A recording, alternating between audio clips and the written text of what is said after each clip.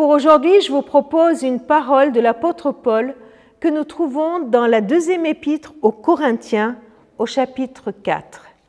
Au verset 17, il dit « La détresse que nous éprouvons est passagère et légère, mais elle produit pour nous, au-delà de toute mesure, son pesant de gloire éternelle. Car nous portons notre attention non pas sur ce qui est visible, mais sur ce qui est invisible. Ce qui est visible est provisoire, mais ce qui est invisible dure toujours. » Paul a connu toutes sortes de difficultés et de souffrances. Ce qui est bizarre ici, ce qui me percute ici, c'est ce contraste qu'il met entre détresse et passagère légère. Quand il considère cela, sa détresse, il la qualifie de passagère de légère, alors que nous savons que sa détresse était énorme, qu'elle n'était pas si légère que ça.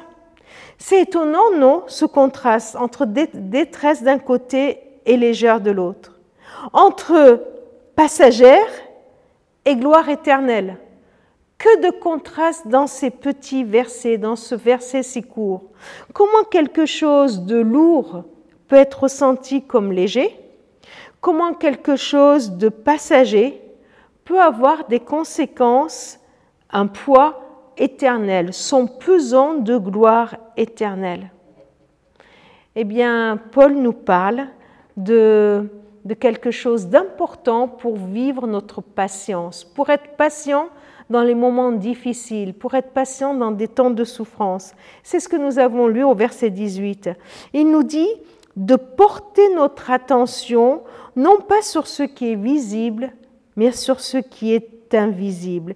Il nous explique que c'est une question de regard, que dans ce temps d'attente, pour que ma patience soit alimentée, pour que je sois patiente, j'ai besoin de porter mes yeux, mon regard sur ce qui est invisible, sur Dieu, sur l'éternité, sur le ciel, sur le royaume de Dieu, sur ce que Dieu est en train de faire, au lieu de le porter sur le visible, le ici et le maintenant, sur le fait que je suis en train d'attendre, sur le fait que rien ne se passe, sur le fait que je suis impatiente. Au lieu de porter mon attention, mon regard sur le ici et le maintenant et sur moi, portons nos regards sur celui qui est le Dieu Tout-Puissant, sur celui qui est éternel, sur celui qui est dans ce monde invisible, sur celui qui règne, qui est le roi du royaume, de son royaume.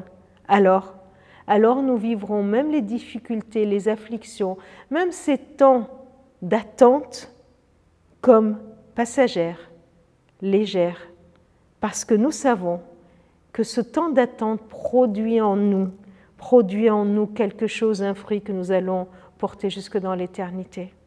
Que Dieu nous aide à avoir nos regards toujours fixés sur lui pour que notre patience soit grande, profonde et qu'il puisse nous soutenir dans ces temps de souffrance et d'attente.